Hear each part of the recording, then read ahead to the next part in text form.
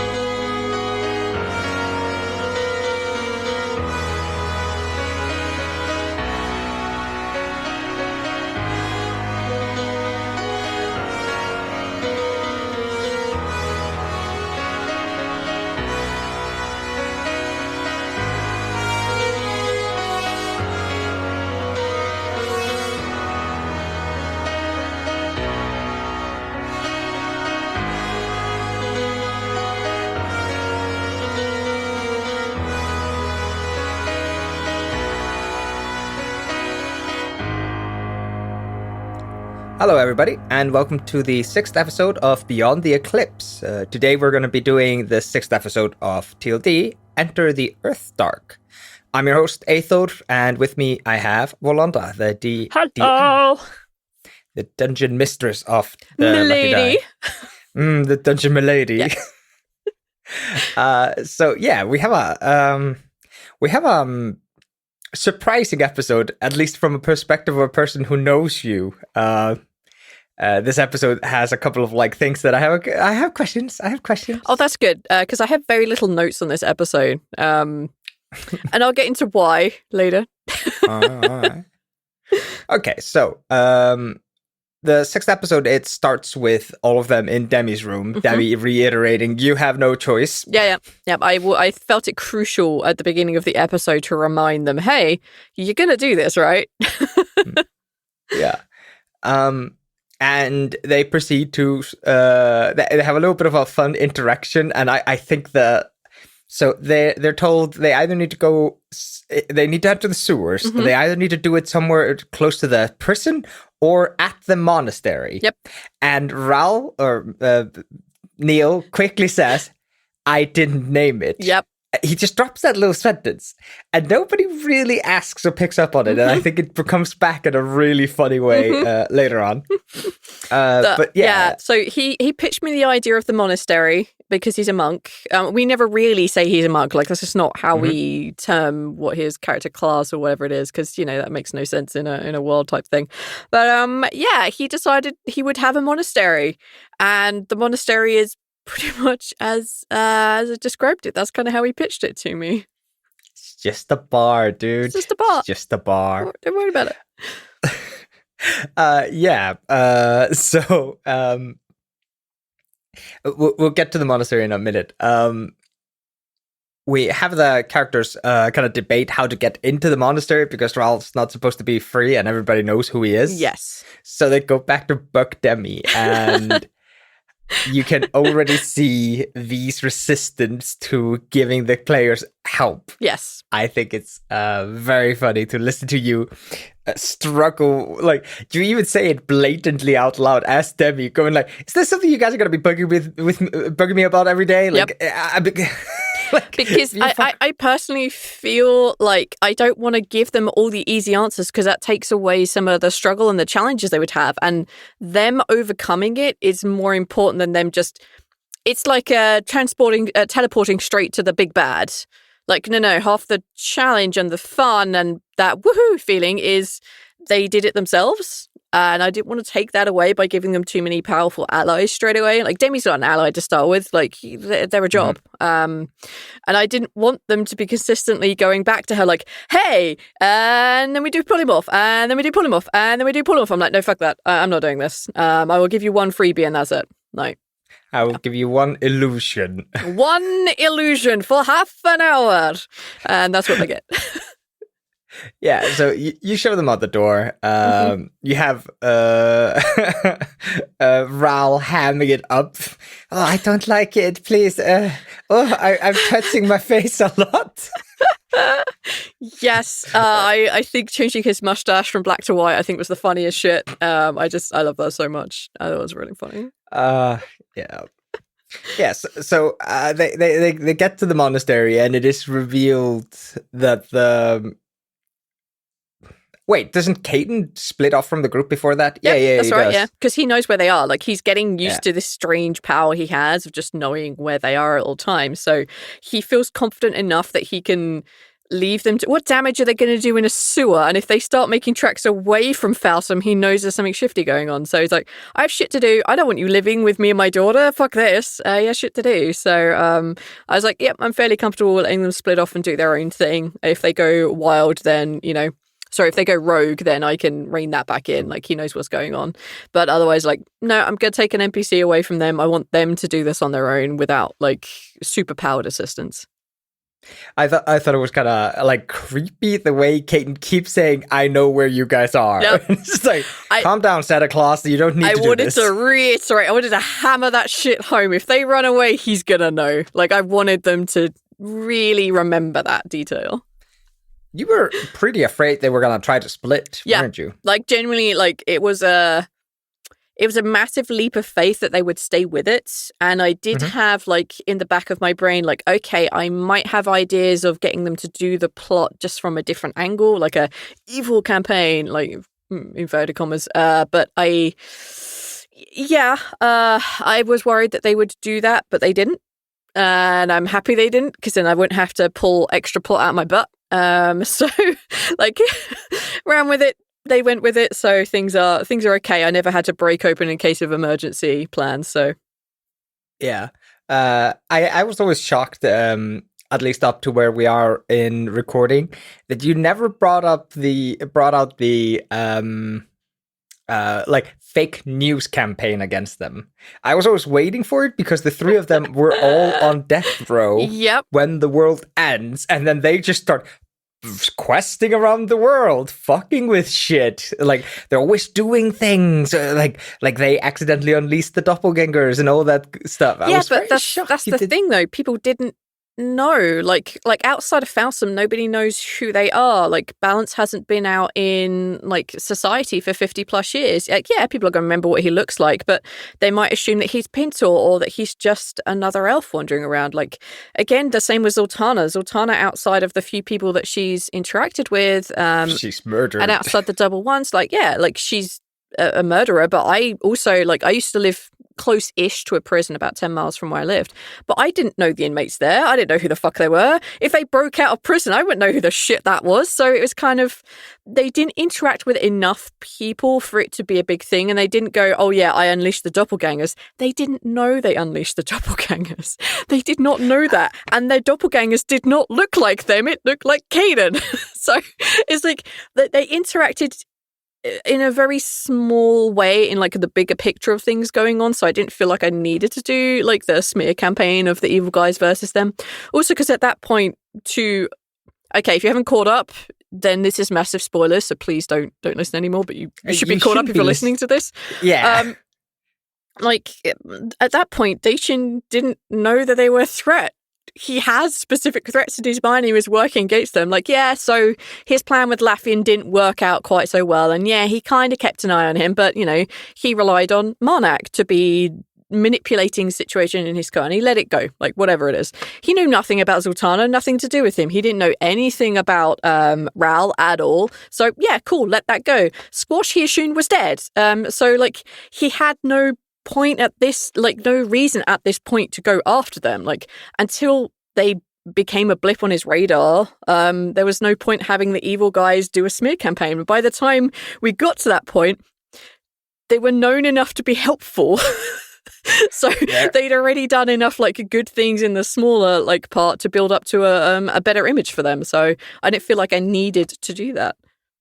There are other baddies that don't like them. Yes. I'm just going to say that. Yes, there are. There's definitely Dravos, but Dravos presumes she was in prison?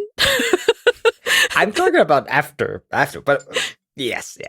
So yeah, they leave and they get to the pub. Yep. And I think V's inner Britishness shines through because the pub is now always open. Mm-hmm. Some pubs are open from 10 in the morning, but not many. And of course, your pub would be open from 10 in the morning. Your fantasy pub, yes. you put in your fantasy game. Yes. It is a very typical, like, go out in the sticks somewhere in Britain and you'll find a pub pretty much like this. You'll find the resident barfly, which is why we have a resident barfly named Jim. And that's why we have, like, it's open and the owners aren't there because the barfly is trusted. So, like, yeah, of course. So what's the, like, I think Jim brings up like 2 other people and it seems like Neil was supposed to know those people. Yeah, he didn't. So Neil pitched me the idea of the monastery, being a pub, and he wanted that a place for him to go. So then I threw back at him, hey, I want this to be the entrance to the fourfold. And Neil was like, yeah, cool. That's a good thing. We can make that work. Good. And actually, there was supposed to be a symbol associated with the monastery, which was associated with the fourfold. But the symbol never really came up in game, and I have drawings of it. Just trying to describe it was just a headache, so I nixed it on the spot, I think it was, or we deleted it from recording. I don't really remember. But it was supposed to be, this is a symbol of the fourfold. If you see it, there's a secret entrance around here somewhere. And I think it might come up again when they go to Vanlas, but I don't 100% remember this far away. It was like 3-4 years ago at this point.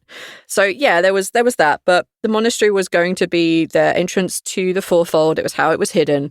And I told Neil, like, hey, yep, you have the monastery. It's the entrance. That's what he really knows. And he ran with it. He ran with like, yeah, of course I know Jim. Yes, of course I know Emily and Colin. So there's a whole story around why the pub is the way the pub is. So Thirsty and I, you may hear his name mentioned a lot in some lore-related shit as we go through. We used to run a system. We made a system called Spiced, and in that there was Jim the Barfly. And in every single bar-type place, in drinking establishment, it's the same dude. It's the same Jim. He's everywhere. And he sits at the end of the bar. He has a flat cap on and he drinks beer. And I decided, fuck it. Just a little nod to my buddy, like, hey, here's Jim. And then there are 2 people working behind the bar, Emily and Colin, and that's actually real world names that they're basically my middle name, and it's also Thirsty's middle name. Haha, told the world. So yeah, like, that's why I just wanted to make that nod so like Thirsty would pick that up, so he would know I'm calling to him. Like, hey, here's Jim, and here's the 2 people. You know what I'm referencing here. So that's kind of why the interior of the pub is the way that it is. Okay, it's kind of cute. That's kind of cute. That's a lot more. It was a lot more in depth than I expected. Because usually when I think you've done something in depth, you're like, nah, I made that shit up.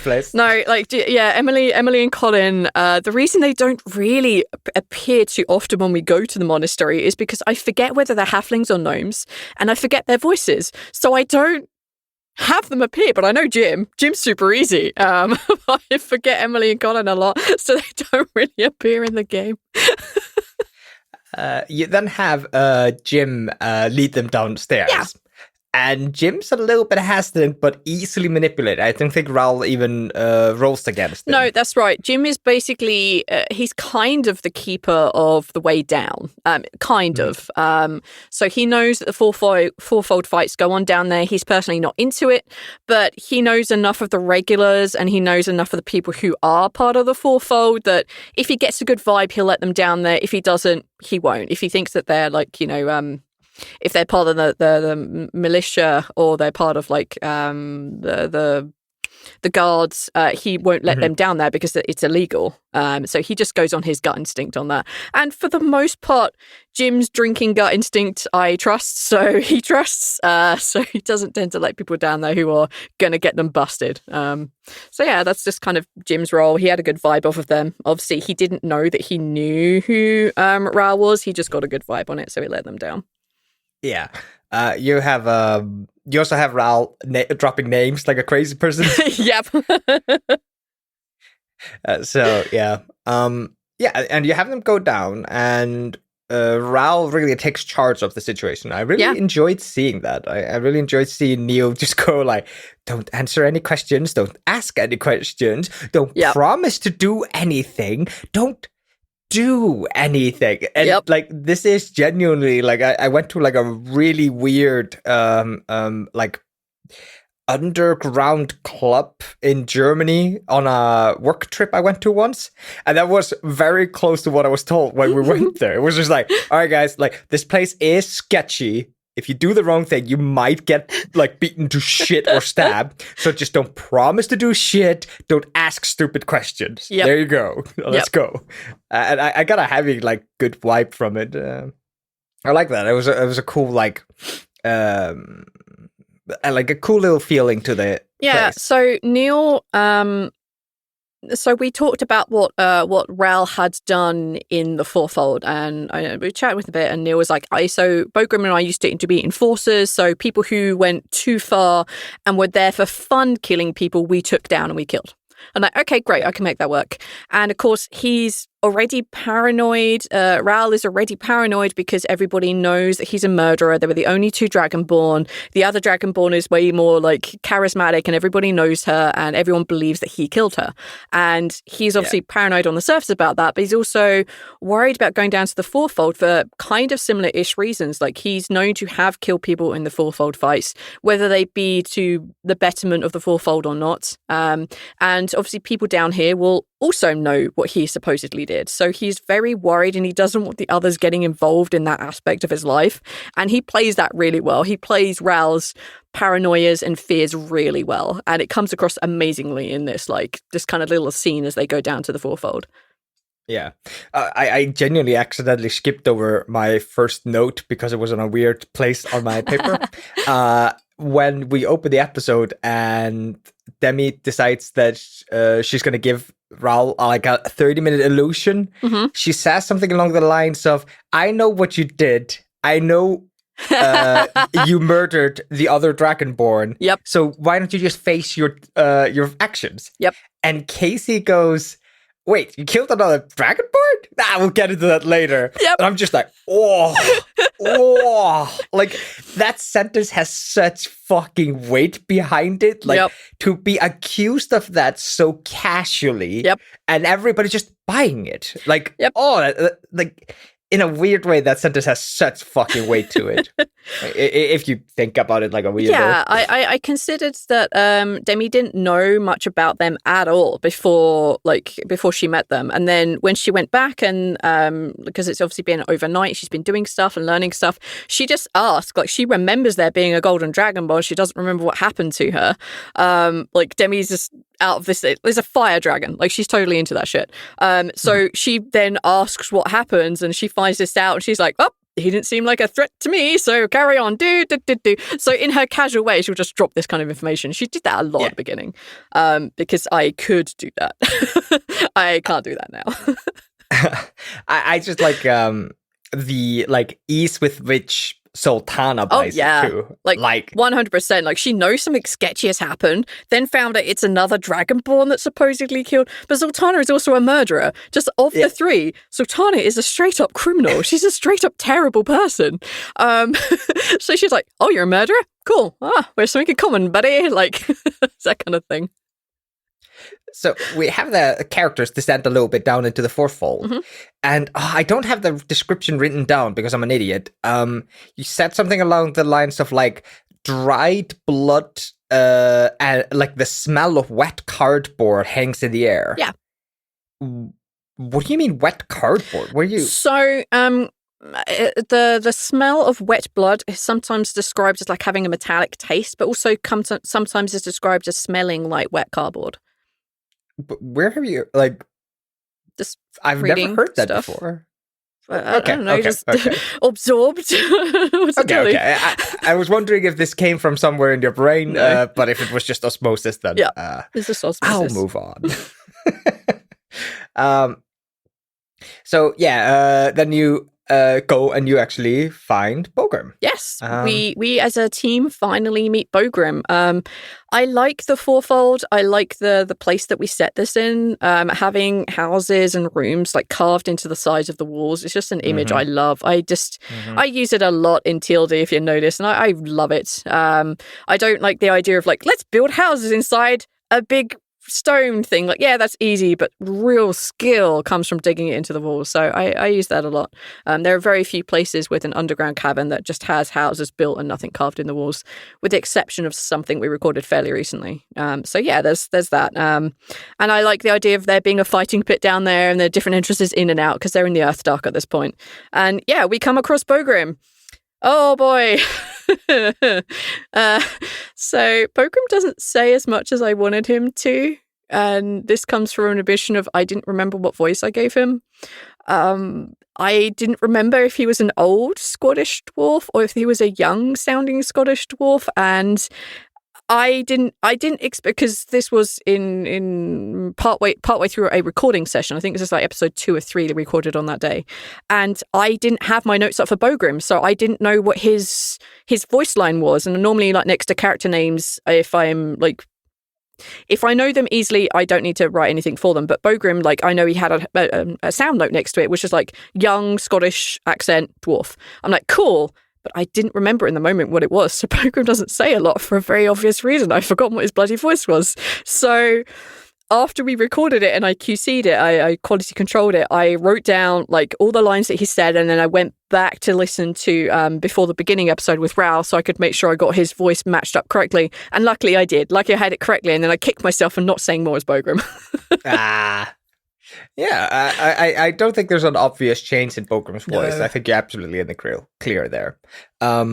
Yeah, and we have Bogrim very awkwardly interact with Raoul. And that awkwardness really just comes off as my friend's a prison escapee. Okay, cool. Yeah. I decided to lean into that as a method for not needing to speak to him. Like, my buddy's here.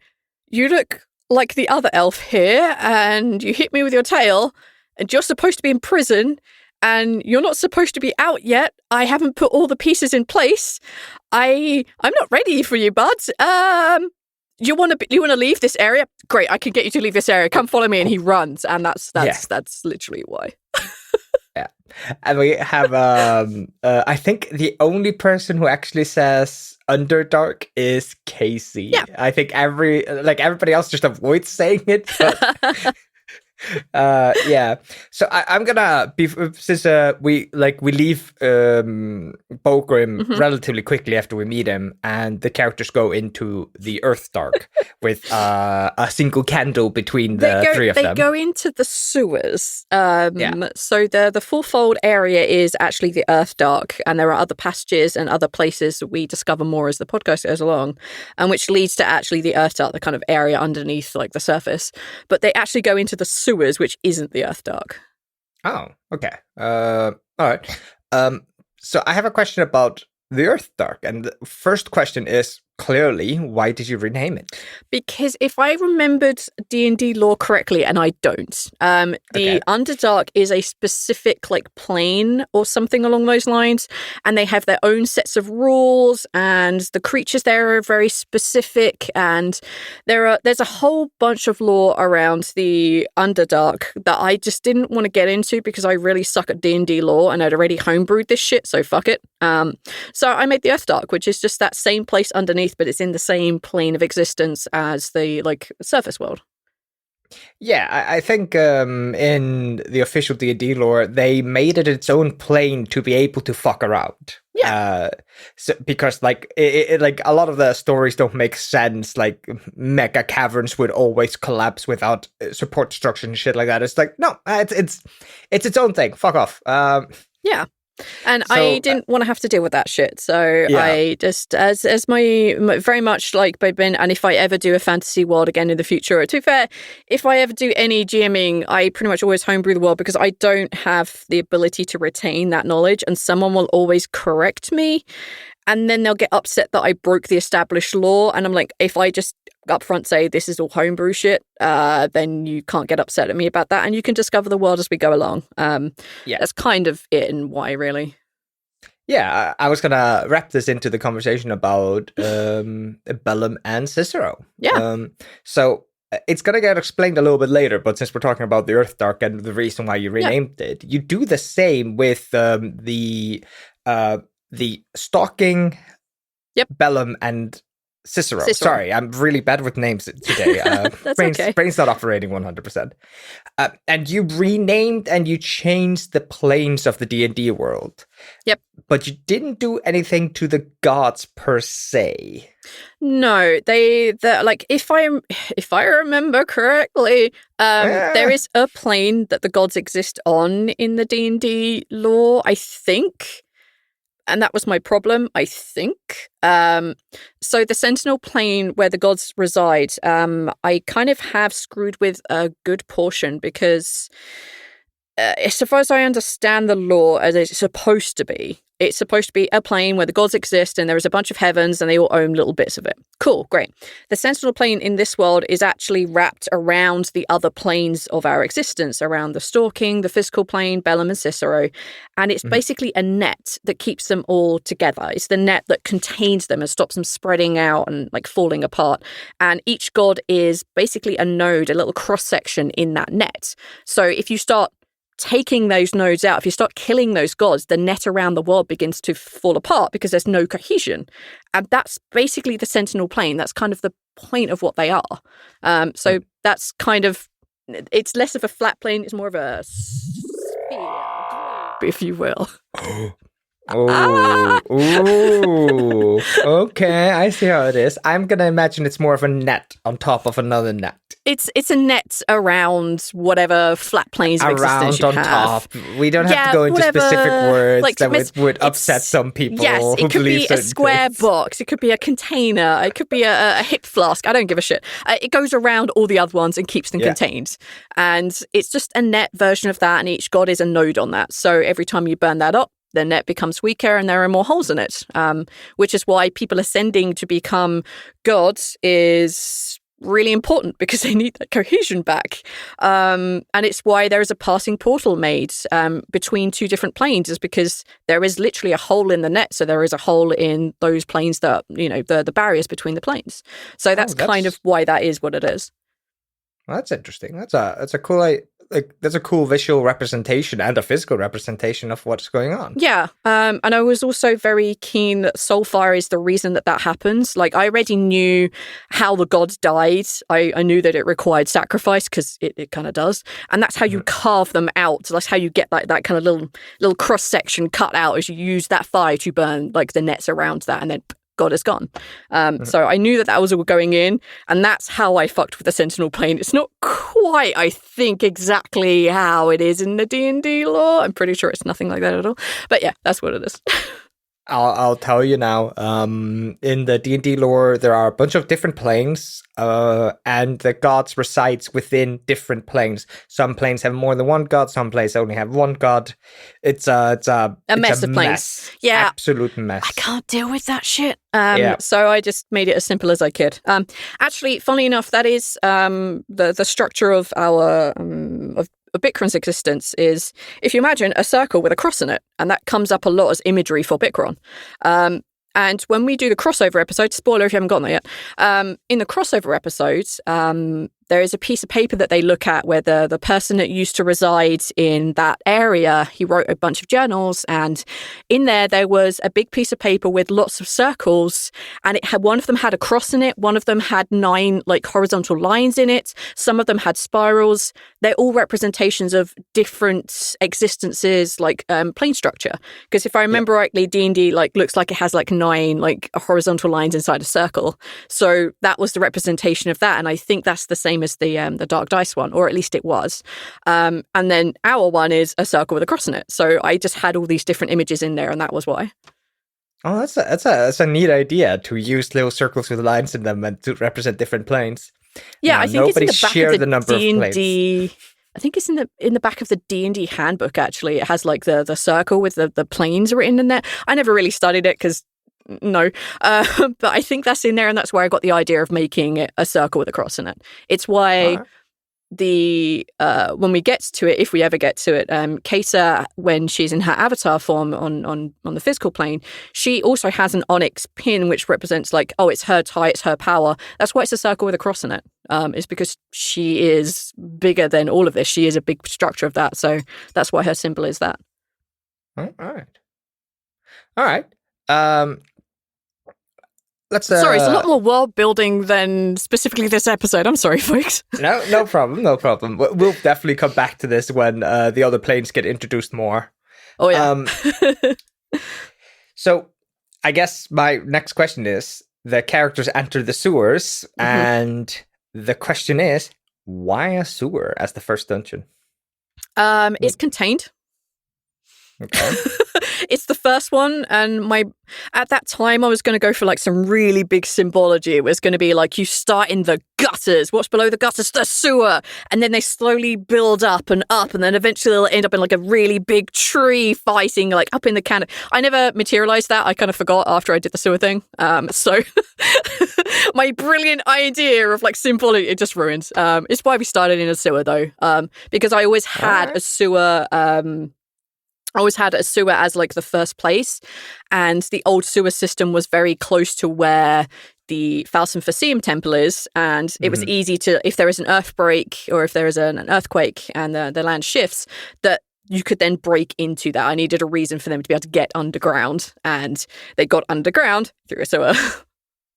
Yeah, I remember when I was listening to this episode for the first time, I was like, a sewer level as the first level? That's a bold choice if you're gonna make them fight like rodents of inordinate sizes. Like, nope, oh no, fuck rodents, straight to spiders. We'll get there. Well, they're spiders with a difference, and we'll hit that next episode. So, nobody has a torch. Nobody has a torch. Neilsa got the Dragonborn, and somehow Dragonborns don't have dark vision. Yeah. I never understood why that was a thing, but that is. They are one of the very, very few races that don't have dark vision.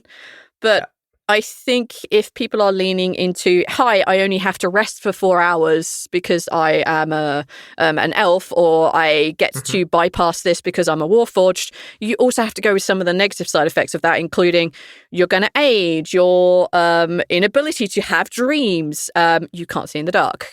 So I think if we have to you only have positives, there should be some negatives, and you do have to deal with that. And that was this. It was going into a sewer level. It's going to be light in here. No, it's a sewer. There's no bloody light in there. What's wrong with you? I could tell from a mile away that Neil always imagined Rao like living off the back, like off the clothes of his back. Like he has nothing. He never owns nothing. He's very monk-like in that way. And you can tell in this moment that like when you throw at him, like, oh yeah, you can't see in the dark, and he's like, I have nothing in my backpack. And it's that first moment of like clashing of world with what you imagine your character would be like. It's this annoying factor of playing D&D where you're like, oh, my character's like he's a hardcore drinker, and it's like, all right, cool. You go to a drinking competition and you drown 1 beer, roll a Constitution save. 1. Oh, yeah. It's like, wait, no, I imagine my character being a hardcore drinker. You can't do this to me. Yeah,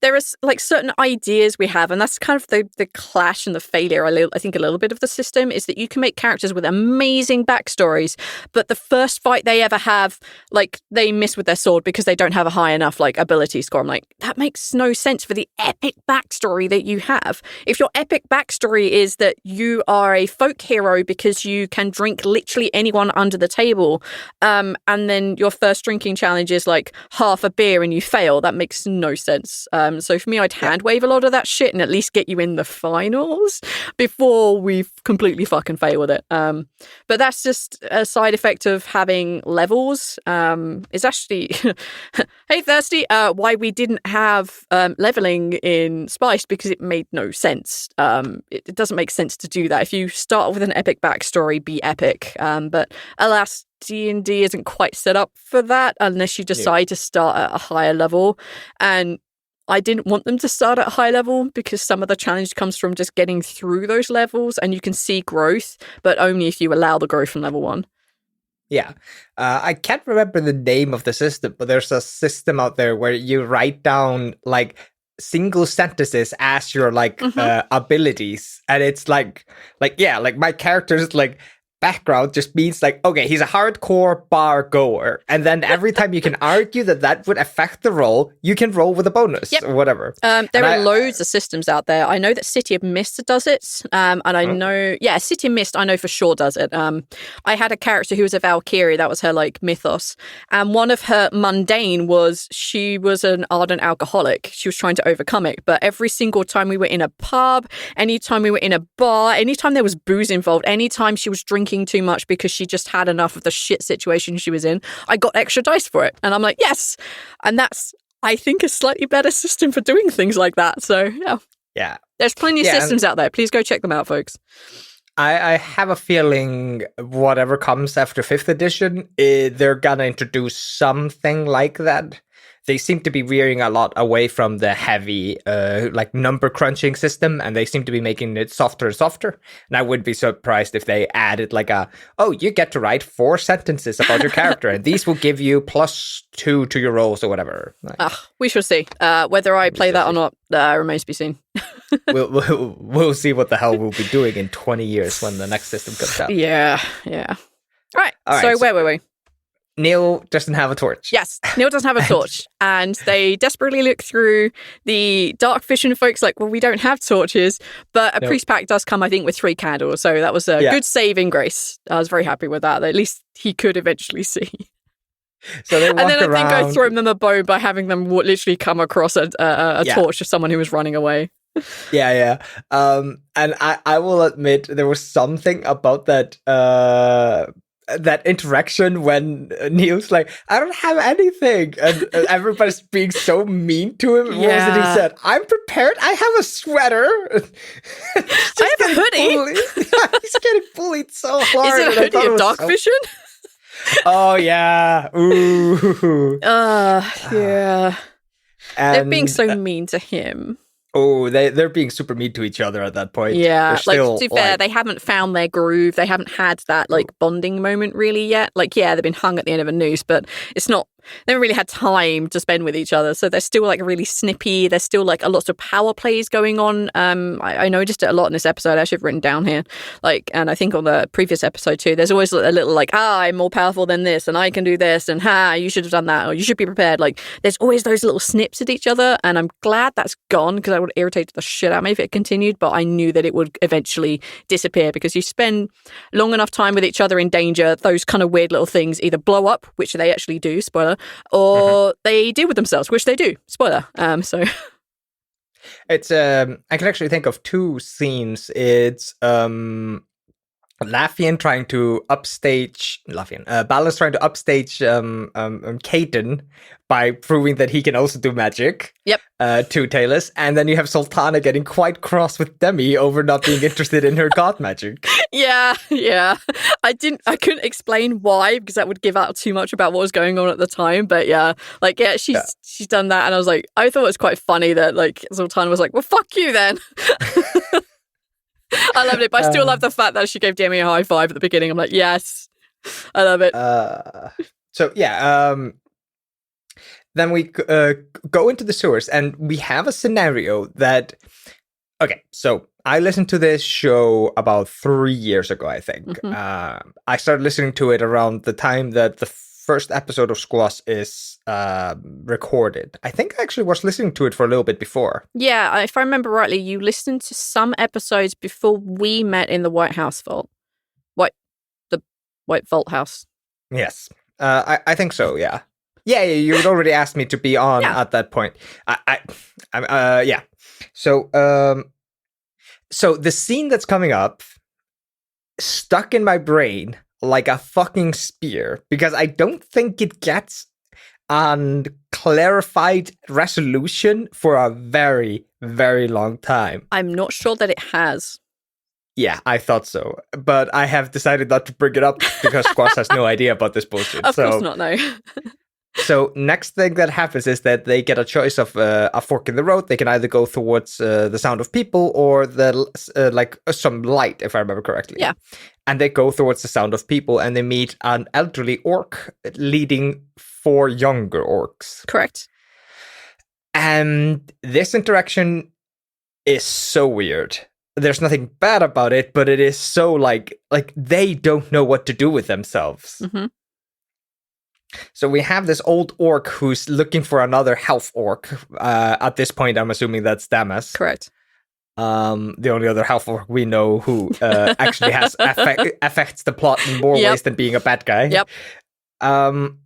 The old orc, what is he doing there? What is is he searching for him just because he's a bloodhorn, or? So if you don't want to reveal, no, fine. it's not that. It's how do I phrase it without giving out some like real big shit. So the orcs over on Kino are being manipulated by basically Marnak's equivalent over there. And the leader of the orcs, the leader of the Darkscand orcs, who basically, it's kind of like the leader of all the orcs, just they acknowledge it when they want to acknowledge having a big leader, and if they don't, they fucking ignore him, because that's their society.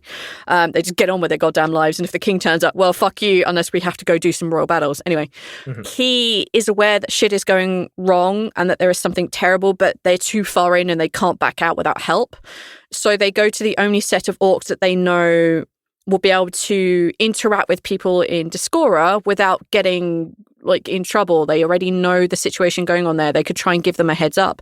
And the leader of the Darkscand orcs sends his right-hand man, a cleric, with four of his children, to seek shelter, help, and safety in Discora, with the only like clan that they know has power and isn't afraid to be in Discora, who have kind of separated from the orcs but are still orcs. And in this case, it was Damas.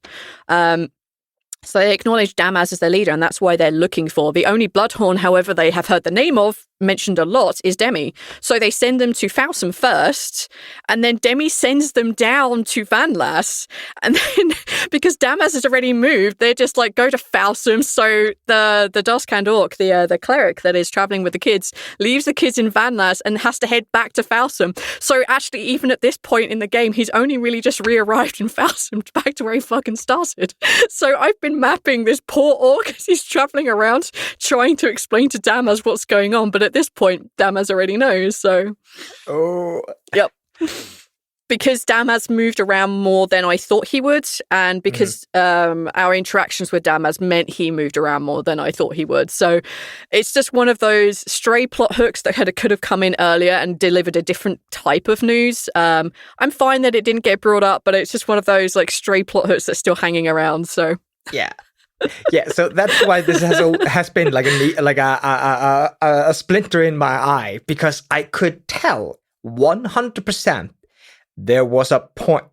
Yep. You did not just randomly put an old orc and 5 orc children in a random fucking dungeon, a random sewer. Yep. Like, no, this had a point, and it has genuinely bugged me, like probably close to like 50 episodes, until I finally was just like, all right, if V is pulling some anime bullshit where they introduced like a plot hook in episode 1 and they're gonna bring it back to defeat the big bad evil guy at the final episode while the main theme plays, then fine, I'll tip my hat to her, but for now I'm gonna stop thinking about it. Yeah, like that orc still has a point. He still has something to do, and he was always going to have something to do.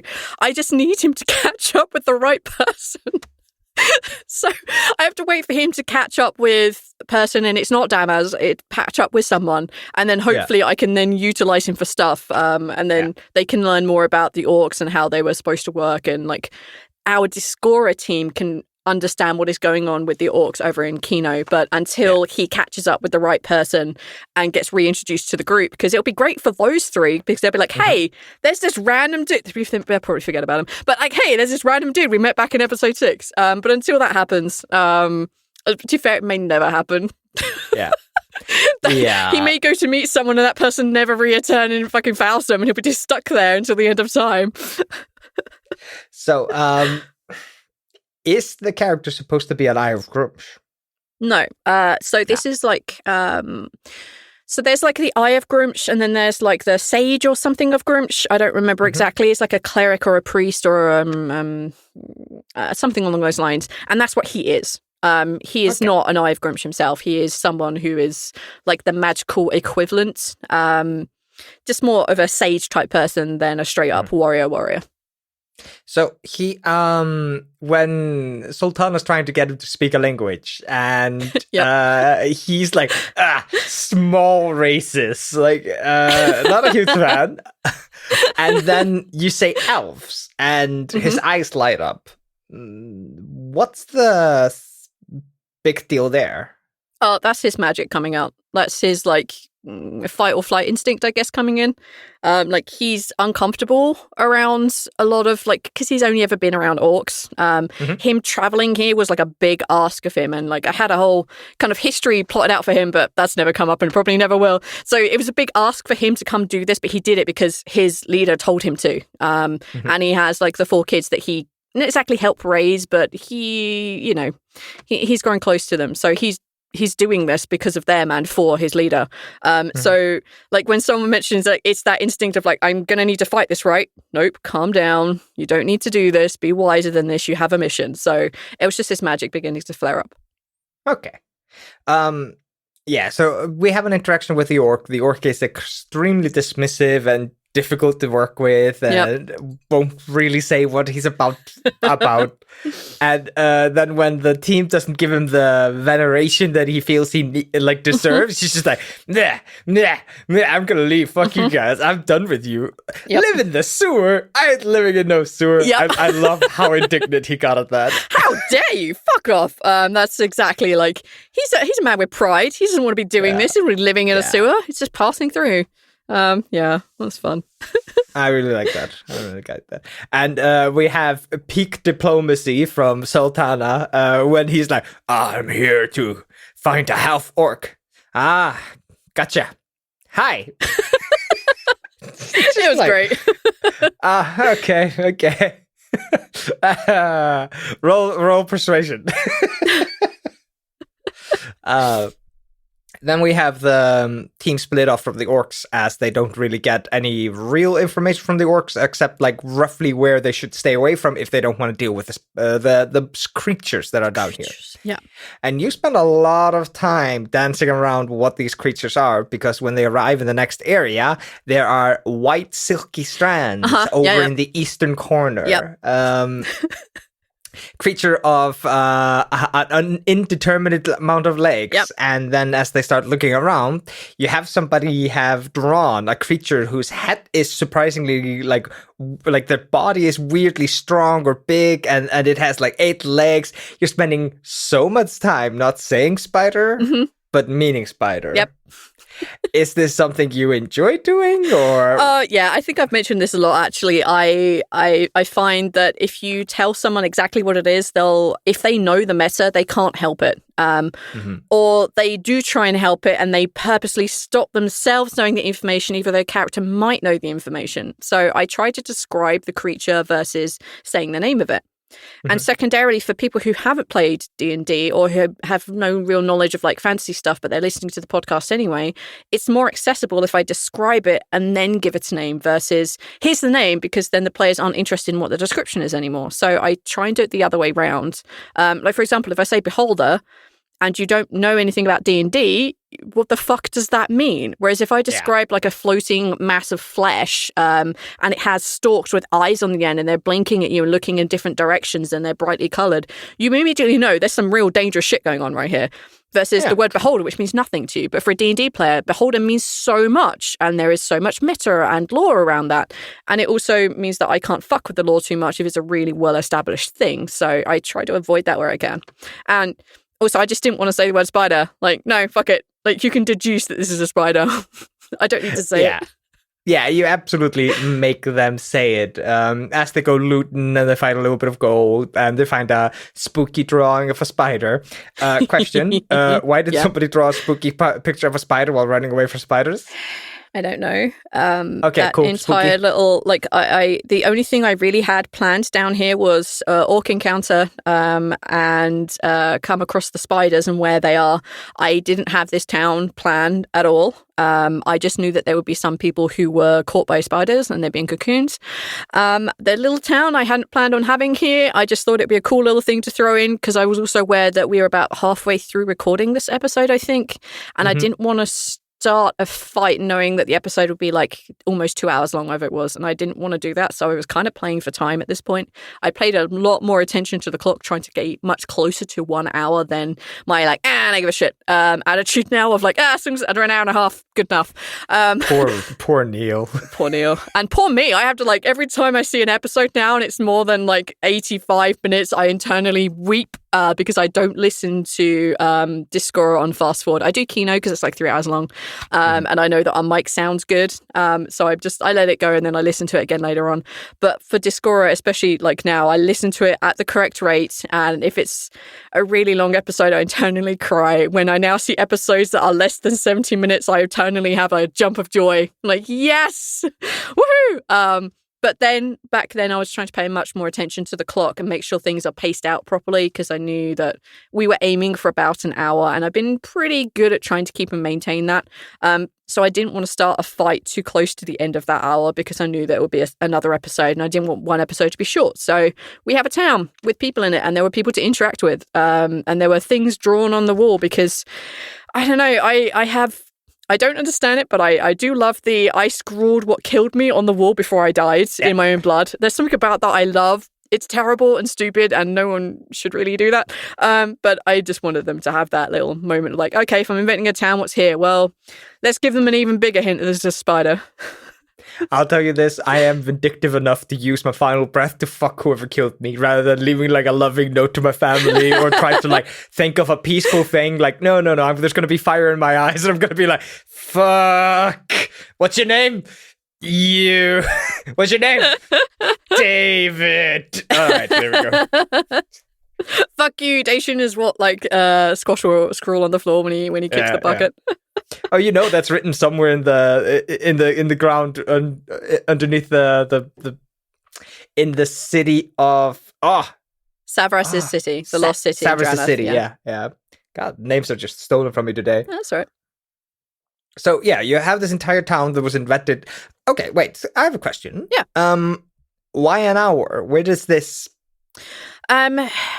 So we used to do a podcast that shall not be named, and that was close to an hour. And an hour-long episode is about a good amount of time that people who want to listen to a decent story, an hour is a good amount of time to get into it. Half an hour, a little bit too short, especially if you're trying to do like really heavy scenes and convey information. An hour and a half just internally feels like a drag to me. I don't have the longest attention span in the world. I mean, I do and I don't, but listening to podcasts, the longer the episode, the worse it was for me to get into it. So we aimed to try and just be an hour. All right. That's fair. That's genuinely fair. An hour and a half is a solid thing to turn on between like work breaks. Like yes. you come out of a break and you're just like, an hour and a half, I'll turn this on, and when it's off, I know it's close to next break or whatever. Yeah. So like we've definitely gone like now that I think we've established like that good routine of people getting into it. I'm not so worried about having much longer episodes because people have gotten this far. You're gonna want to listen to stuff, and that's fine. But I think like initially for us, an hour-ish was a good draw. So that's kind of what we did. I used to listen to a podcast that released like 2 to 3 hour episodes. Yeah. I got like probably like 80 episodes in, and then they changed the main cast. They were trying to tell like a side story. They still had the same players, but they changed the main cast. And I just wasn't paying attention enough to understand what was going on anymore. And I fell out, unfortunately. I find it difficult to like personally. It's a turn off listening, having like if I look at someone's backlog and their episodes are 3-4 hours long, I just can't. Although to be that, I think I've said this before, I find it really difficult to get into tabletop role playing podcasts. I find it difficult to get into podcasts full stop right now. My personal mission is at least one podcast finished per year, and I'm kind of on track right now. Right. So I just find it difficult, and I don't really have the time to listen to podcasts in the same way that I did before. And for me, like seeing something that's 3 or 4 hours long, I just can't. I just can't do that. No. Yeah, I think an hour is a very fair amount of time. All right, so you have the characters looting around this town, and then they start moving east towards the muffled sounds of screams, and you have a survivor there. Yeah. Now, you said you had nothing planned there. You didn't plan the survivor either? Nope. I was just going to have corpses, and I'm like, nah, they find me good enough. Like, they did good, like, investigation and good, like, figuring out and the burning of the webs and shit. I'm like, cool, fuck it. They all find a survivor. Screw it. Do it. Yeah, they have like a surprisingly long debate about burning webs. It's me. It's because I didn't know where the webs set on fire. I'm like, all right, I'm making a decision in this moment. These ones are flammable, and then I will research whether webs are actually flammable. I don't think I ever did. I think I moved on with my life, so. Oh my God. Then there's like a blatant lie in that episode. What? Why? Well, because you never went to research. Like I said I would think about it. No, I think I said I would go do it. I just didn't. Yeah. I was busy prepping stuff and living. I'll save up a couple of spiders in our garage. How about and then you can burn the spider web. No. I'll get you one of those. Moving on. So there was a survivor there I hadn't planned, and it was fun. And then after that, I realized that, we can hand wave because they're all going to be doing very similar things if they find other survivors, and the further in they go, like, the less likely they are to be alive. And that's where we ended up. Yeah. So, next thing that I have written down, I want to mention this because I think this is kind of funny. I don't remember what happened. There was something in the last episode where Neil rolled shit. Yep. Then early this episode, when Neil's looking around the city, he rolls a 1. Mm-hmm. And then when they're moving eastwards towards the white silky robes, he rolls another 1. Mm-hmm. And Arch is tickled pink. He's enjoying himself so much. Mm-hmm. He's laughing so hard at Neil's expense. And I have the note written down, Arch is laughing, karma incoming. Yes. I also picked that up too. I'd forgotten how well most people had rolled at the beginning. And then we had like that's like session. Everyone was rolling like absolute trash fire. Mm-hmm. So it was like, yep, we're on track for everyone rolling utter shit at the moment. But yeah, they were taking a lot of revelry in each other's misfortunes. As I said, we were definitely on one that bloody episode. Like those recording sessions, just I don't know what the hell was wrong with us. Were you at all like worried seeing these rolls? Like, oh no, I'm about to throw the first encounter at them. If they roll like this, I might kill them. No qualms in my brain at all. Like, if they go down, they go down. I will have a way to bring them back. Like, I have like the kind of break in case of emergency plans for these guys, and I do for all of you now. Like, hey, if one of you were going to go down and die, how do I rescue this? If you want to be rescued, if you want to continue playing this character, how do I do that? And I had vague ideas and plans. I can't tell you what they are now. I don't remember them because they have shifted and changed and evolved as the story has shifted, changed, and evolved. And y'all now have the ability to do that. You have the ability to resurrect each other. You have Lafayette and you have Zoltana who have the gems, and they have access to things that they need to revive the rest of you. So long as I don't kill both of them, we're okay, and you can do this yourselves. However, if accidentally or because you are fighting the big bads and they both go down and we're left with one person standing, I can do that. I have plans. If all of you go down, I have plans to make that work. So I have a break in case of emergency only if the players want to keep playing those characters, and I kind of want them to. We're so far down this story path now that bringing in a new character would be really difficult. But that doesn't mean there won't be severe consequences for this. Like the happy endings that we have, that people have expressed that they want their characters to go through, good, bad, or ugly, or otherwise, will be vastly different. Like there will be no happy ending for Ral if he dies. Like the things he has planned, they won't happen. There'll be no happy ending for Squash if he dies. Like the things he has planned are not going to work out if he dies between here and there. Like there will still be severe consequences for that. I'm hoping it doesn't hit that point, but we shall see. I don't want to break those in case of emergency plans open, but if I have to, I will. I would rather that you resurrect each other because then I don't have to break those plans and I don't have to make it like harsh and horrible. So please don't all of you die. Don't TPK. Just one of you be brave enough to run away. It's not my intention. Unfortunately, the Kino squad is never going to run. Yeah, the Kino squad, I don't have break in case of emergency plans, and I never will, because that is a very different campaign with a very different feel. I say they're never going to run. They are the only party that has ever ran. Yes, they are the only party that's ever gone, let's go do this thing. It worked. Run! They're the only smart group. And I have big quotations around that. So, I played D&D. I played D&D a fair bit in my free time. It's rounded down a lot since it became a semi like kind of professional hobby for me. But I had a game I was playing with one of my friends, and the most upsetting thing happened to one of the characters. One player had this amazing fucking story where his character was a warlock to a good god, while he himself was internally the worst person you could ever imagine. Like he was like a warlock to like a fairy or a fae or something like that, and they just wanted to spread joy and happiness, and he was an absolute shitlord. And this player was going to play this character, and he had rules like every day I have to like give away one item. Every day I have to do one good thing, otherwise I start going down a list of like penalties until I just get cut off from my warlock patron. And the player and the DM had spent days writing this shit out. That character got dropped off a 300-foot tall pike on the second session. I remember you texted me that. It was the funniest shit. It was like he was by far the most like created character. My character was literally like, I am old and I'm returning home. Like, okay, what's your character story?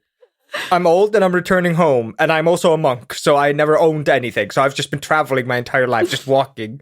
It was like, okay, but what's your character story? I'm old and I want to go. That's all I had. I remember you texting me like, oh my god, he just got thrown off of a tower and he failed every single chance to try and save himself. Oh, I remember that. I remember you messaging me that was so bloody funny. And so the DM had decided, like, I'm going to be brutal this game. So I'm not going to give anybody, like, easy outs if things like this happen. And as it was a second session, nobody had Revivify or anything to save him. And I remember, like, when you were talking about this now, I'm in my head, I was like, I wish the DM had a break in case of emergency for this character. And I think that's probably a good advice to players and DMs out there that are playing casually. You have friends that are putting a lot of effort into their characters, players, let's say it like that. And you have players that are putting no effort into their characters.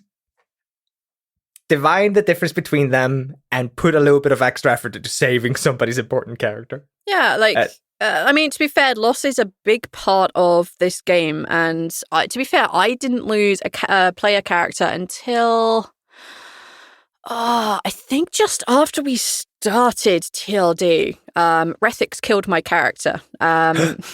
So I've played a lot of role-playing games with Rethix, both he and I as players. An amazing friend named Skag who has influenced some of my GMing style a lot, and like his storytelling is really good. It's not 100% me, but like it's good. I enjoy it. And Rethix decided to run his character into a fight. My character, being a good nervous type, wanted to help him, but my character had no armor and didn't really have much in the way of spells, and he got his ass killed. And Rethix decided to, instead of dragging my unconscious body to a place where I could be healed, he just went in ham and got himself killed too. I'm like, for fuck's sake, Rethix.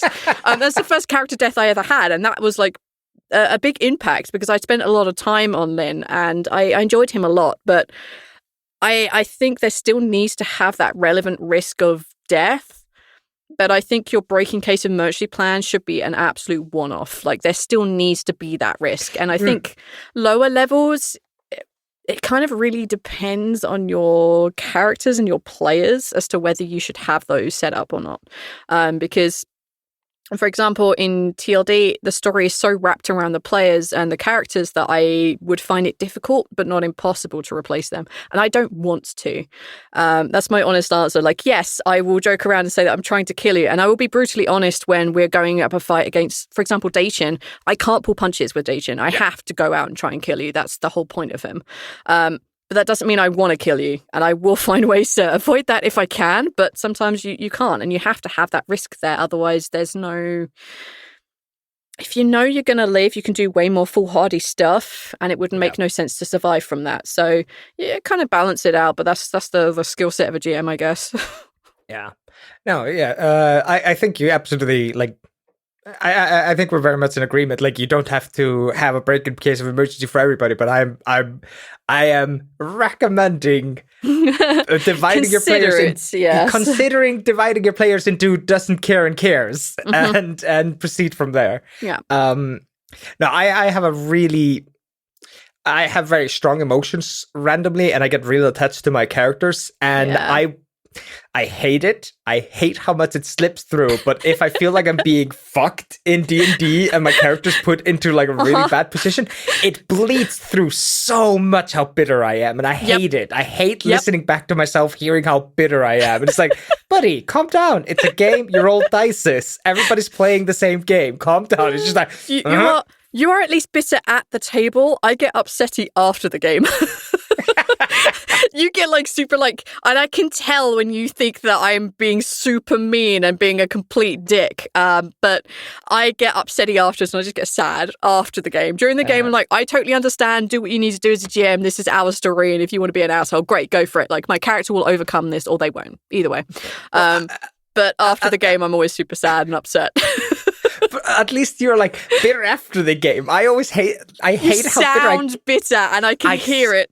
I sound bitter, and I'm afraid it's like a part of me is like, I think people around me are getting manipulated by it, and I don't like that. I don't like that I am being so emotional at the table. People are going like, oh no, he's gonna start crying.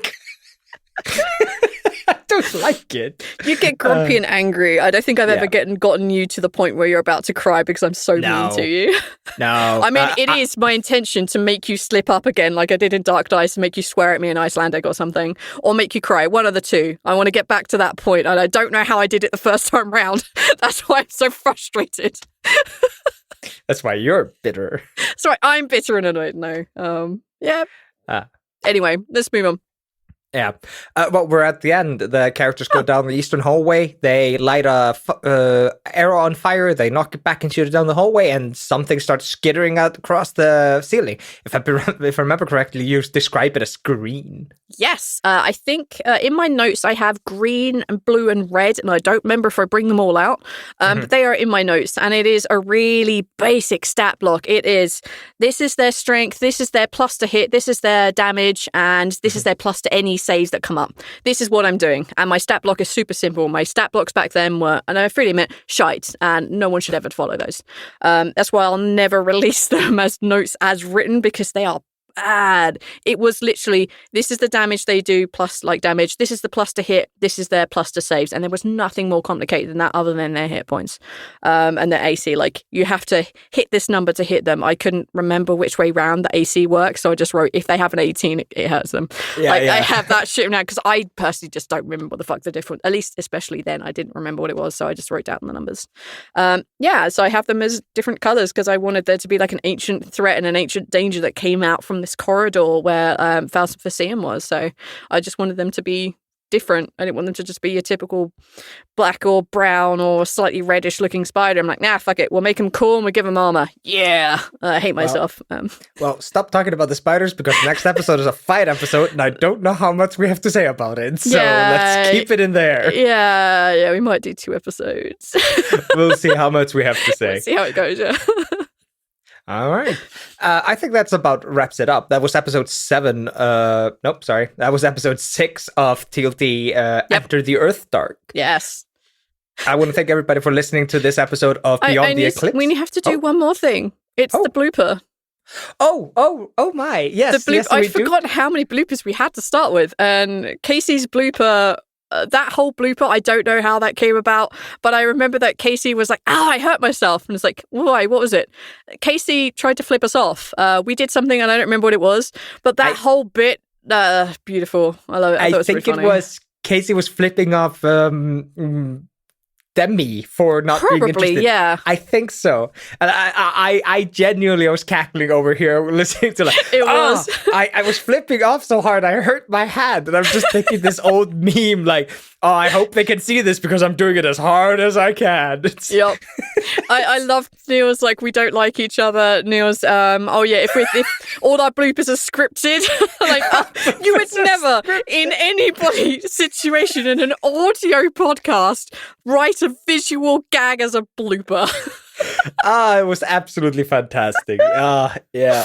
I'd forgotten that. I like listening back to like this run through, and especially listening to the bloopers. I'd forgotten how much funny shit there was around recording and in it. It's like we don't really cut a lot, and some of those funny moments, almost all of them make it to bloopers. Not a lot ends up on the cutting room floor, other than a lot of dead space and meta. But yeah, just remembering some of these bloody things and the stories around like how and why this is a thing. I think at the end of, speaking of bloopers, I think it's at the end of episode 5. I think Arch says something along the lines of like, just say it wasn't you. That was a running gag the four of us had, which was we were just listening to that Shaggy song at one point, and it just became a running thing between us. It's like, just say it wasn't you. It wasn't me. Like, I'd forgotten that, and that's now stuck in my head, and some of the random stories associated with that song and us four is just, gold. I love those guys. Was it me, like, related to any specific incident, or was it just a running inside joke? It was just a running inside joke, along with, especially at the time, it was like, on a scale of 1 to 10, what color is the sky? Like, that was Okay. And I blame Neil. I 100% blame Neil. I think that's his fault. So it sounds like a Neil-like saying. Although you could say it wasn't him, so it doesn't matter. Hey! All right, you brought it back. All right, thank you everybody for listening to this episode of Beyond the Eclipse. If you enjoy the Beyond the Eclipse episodes, they are sponsored by the Patreon. Yay! Consider checking that out. Thank you everybody who has joined us already. If you're interested in more TLD stuff, definitely check out the website. It has a bunch of cool shit, a bunch of cool bonuses, a bunch of hidden stuff. I'm not joking. Click around, you might find stuff. I've hidden stuff? I don't remember hiding stuff. It's hidden in plain sight. You have to click a couple of things, and then you're all of a sudden like, wait, what is this? I haven't heard about this. You have audio recordings that have never been released to the fucking show. Yes. Yeah, there are some recordings that have never been released to the show because I don't want to put them on the feed. Talking of hidden things, so if you're caught up, you must know about the 3 books that Ivorus has been reading, including Threads. Books. I wrote pages for them and I recorded them. So yeah, and drew art for them. And I drew art for them. I drew them. I wrote them back covers, and I did 1 page, and I drew the covers for them, and I recorded them, and they're on the website, along with the story I wrote for Squash. Prince Killian and the Evil Sorcerer, I think, which actually contained some information, like world-building information that was relevant when you guys went to the city of Cerberus. Yeah. I remember you talking about that. Yep. Yeah, so definitely check out the website. If you just want to follow our antics, join us on Twitter, on Facebook, wherever.